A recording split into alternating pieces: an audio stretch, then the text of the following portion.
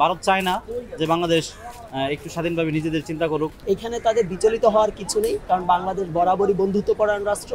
তাদের উপর যতক্ষণ না পর্যন্ত কেউ আঘাত হানবে তারা কোনো ধরনের মানে উটকো ঝামেলায় তারা নিজেদেরকে জড়াবে না। সুতরাং ভারত এখানে নিজেদেরকে কিছুটা সেফ ভাবতে পারে, কিন্তু আমরা এটাও আমরা বাংলাদেশের নাগরিকরা মনে করি যে যদি আমাদের উপর যে কোনো আঘাত আসে বাংলাদেশের নাগরিকরা সেটা স্বাভাবিকভাবে নিবে না।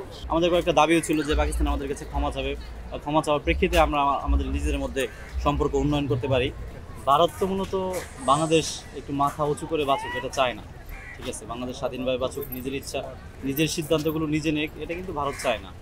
যার দরুন বাংলাদেশ যখন কোনো নতুন রাষ্ট্রের সাথে সম্পর্ক তৈরি করতে যায় সেই জায়গায় আর কি ভারতের একটু গাত্রদাহ হয়।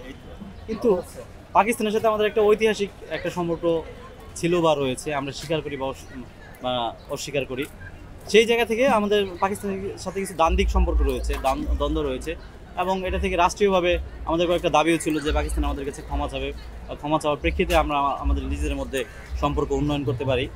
এই কারণ আসলে একটা রাষ্ট্রের তো আরেকটা রাষ্ট্রের বিভিন্ন দিক থেকে বিভিন্ন অ্যাঙ্গেল থেকে প্রয়োজন হয়, বিভিন্ন দিক থেকে প্রয়োজন হয়। একটা রাষ্ট্র যখন একটু উন্নত হতে চায় বা উন্নত করতে চায় তখন সমস্ত রাষ্ট্রের সাথে মিলিয়ে এবং নিজের চাহিদাগুলো অন্য রাষ্ট্রের মাধ্যমে পূরণ করে আগাতে হয়।